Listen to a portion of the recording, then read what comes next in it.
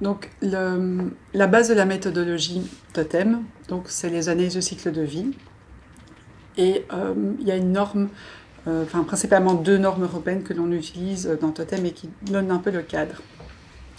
Au niveau des indicateurs, ça fait partie d'une norme européenne qui cadre en fait les déclarations environnementales des produits, qui est la norme EN 15804, et qui définit clairement la liste des indicateurs et la méthodologie et les unités de ces indicateurs. Voilà, donc nous, on essaye vraiment de rester alignés avec ce cadre européen. Ce qui est important de savoir, c'est qu'à l'heure actuelle, dans la norme, il y a 2 types d'indicateurs. Il y a les indicateurs de base et il y a les indicateurs additionnels. Les indicateurs de base sont obligatoires. Les indicateurs additionnels ne le sont pas, mais pour le programme B et PD et pour Totem, c'est l'ensemble des indicateurs qui ont été retenus.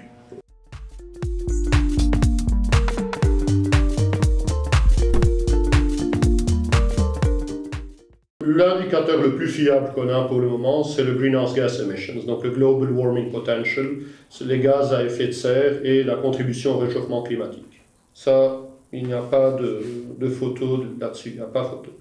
Et donc, les variabilités qui ont été détectées sont de l'ordre du 1% ou moindre entre différentes études. Et là, parce que finalement, c'est très lié à la physique de ce qui est en train de se passer. On est typiquement en train de brûler des sources fossiles, donc du diesel, du mazout, du gaz, etc. Et avec des réactions chimiques hyper bien décrites, on sait que ça va libérer autant de CO2, et donc on mesure et on a cette conversion. Donc, ici, la conversion est directe. Mais par exemple, on essaye d'estimer que pour extraire 1 litre de pétrole du sol, on a besoin de combien d'hectares de surface. Déjà, juste cette question-ci, essayez d'y réfléchir. Ok, il faut la plateforme, il faut les pipelines, il faut la raffinerie, il faut les camions, il faut les routes pour transporter tout ça, il faut les terminaux dans les ports pour accueillir cette infrastructure. Est-ce qu'on prend en compte aussi une partie du chemin du bateau sur l'océan pour pouvoir ou non? Et il faut allouer tout ceci par litre de production. Donc déjà là, je veux dire tout de suite, juste en énonçant ceci en quelques secondes, on voit tout de suite que ça va être très difficile, quoi. Et qu'il y a beaucoup plus d'incertitudes sur comment on va quantifier cet indicateur comparé à combien il va y avoir de molécules de CO2 qui vont être émises dans l'atmosphère.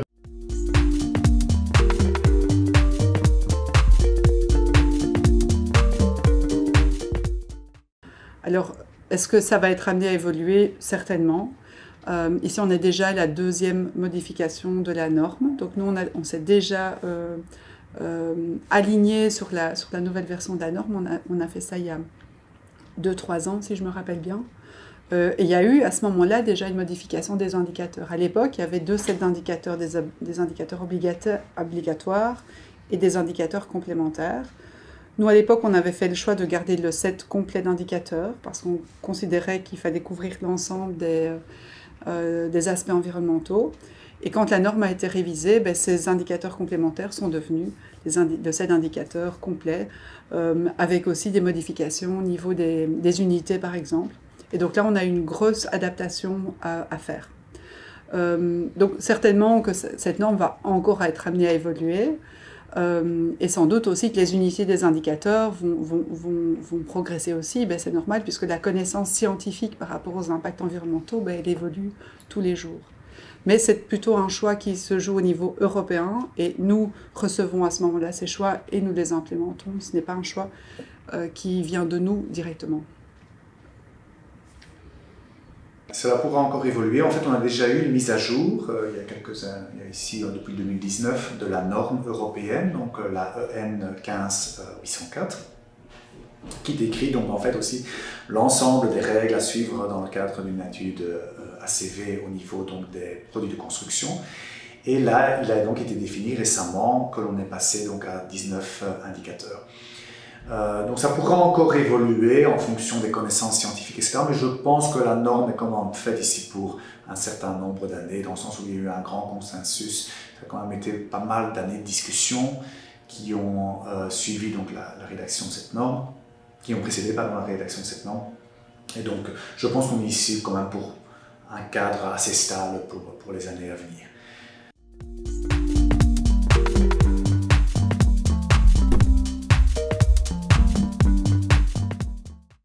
Maintenant, pour nous, dans Totem, il est franchement très important d'avoir cette vue globale. Pourquoi? Parce qu'on remarque qu'il y a parfois des reports d'impact entre les indicateurs. Donc, il y a par exemple certains matériaux qui peuvent avoir un impact très faible sur le changement climatique, mais par contre avoir d'énormes impacts en matière de santé humaine ou en matière de création de particules fines, par exemple. Et donc pour nous, il est toujours important d'avoir cette vue d'ensemble pour pouvoir, en tant qu'utilisateur, de savoir, ok, je prends une décision, ça peut-être résulte en une réduction de l'impact sur le changement climatique, mais par contre, ça va créer d'autres impacts. On voit également cela, par exemple, pour les matériaux biosourcés. Les matériaux biosourcés, de manière générale, ont un impact plus faible pour tout ce qui est changement climatique, mais ont des impacts plus élevés sur tout ce qui est utilisation du sol. Donc je pense que c'est toujours important d'avoir cette vue globale.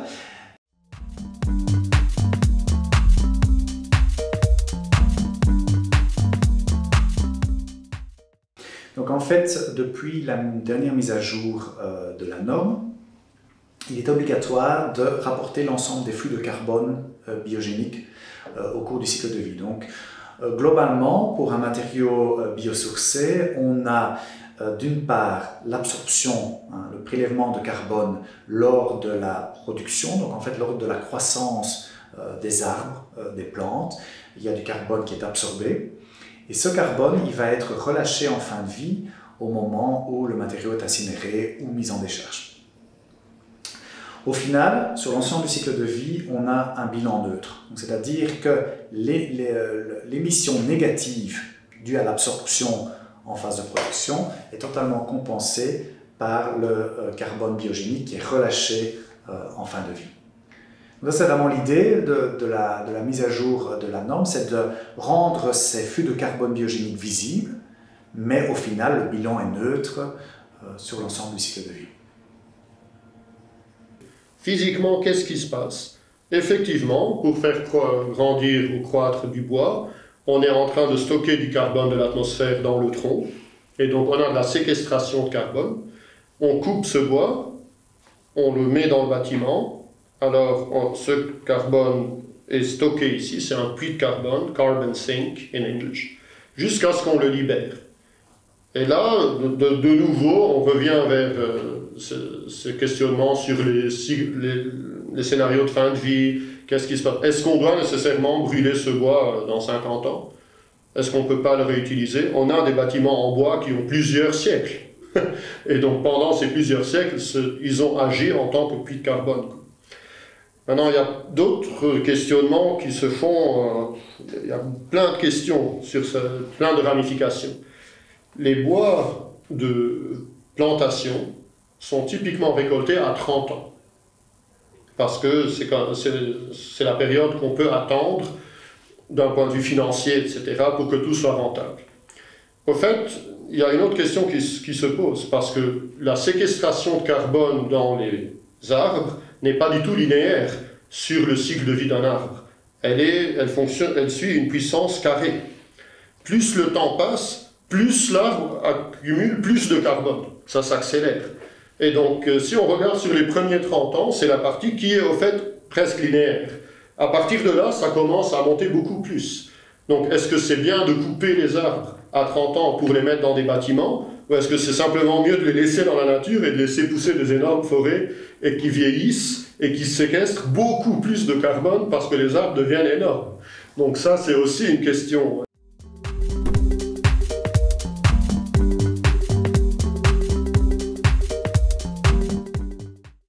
Quand on a par exemple différents produits, donc si par exemple on a un processus de production qui peut amener différents produits, donc typiquement quand on a par exemple de la laine de mouton, on a le mouton et il peut y avoir différents produits qui découlent de l'élevage de mouton. On peut avoir la viande et on peut avoir la laine. Si on considère que la laine est un produit résiduel, dans ce cas-là, la majorité de l'impact va être allouée à la viande. Par contre, si on considère qu'on doit élever les moutons uniquement pour la production de laine, Dans ce cas-là, l'impact va être majoritairement alloué à la laine. Et donc, c'est ce qui fait que pour un même produit, en fonction de ces règles d'allocation, l'impact peut être fort différent en fait.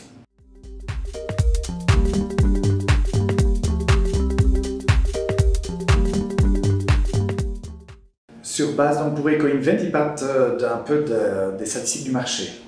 Ils savent bien à peu près tel pourcentage a une valorisation à la fois en viande et en laine, tel pourcentage est purement produit pour de la laine. Au niveau EPD, ça dépend un peu du producteur. Donc si le producteur dit « moi, ce sont uniquement des filières de déchets et d'utilisation de la laine », dans ce cas-là, il peut le valoriser comme produit résiduel. Donc ça tout dépend un petit peu des filières. Maintenant, bon, je suis bien d'accord qu'il faut vérifier un peu que les informations qui sont données, et ça c'est un peu le rôle du vérificateur aussi.